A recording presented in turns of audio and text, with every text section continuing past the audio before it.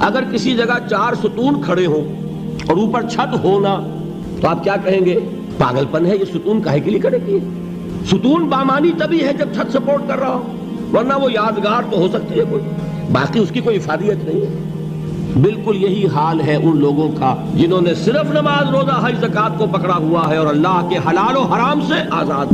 وہ پوری بندگی ان کے سامنے ہی نہیں، پوری زندگی میں اللہ کی غلامی یہ پیش نظر ہی نہیں، نماز، روزہ، حج، زکوٰۃ یہ کر لیا اور دین کے تقاضے گویا کہ پورے ہو گئے۔ اس کا وائسی ورثہ بھی ہے، چھت ہو ہی نہیں سکتی جب تک ستون نہ ہو، لہذا وہ اللہ کی بندگی ہمتن نہیں ہو سکے گی اگر یہ ستون ہی تم نے قائم کی۔ کوئی شخص بنا پھرتا ہو اللہ کا بڑا ہی عاشق اور رسول کا بہت ہی محبت کرنے والا اور نماز پڑھتا نہ ہو تو ہے فریبی کے نہیں، دھوکے باز ہے کہ نہیں؟ یہ چھت کا دعویٰ کر رہا ہے بغیر ستون کے، اور وہ ستون لیے بیٹھا ہے بغیر چھت کے، دونوں شکلیں یکساں غلط۔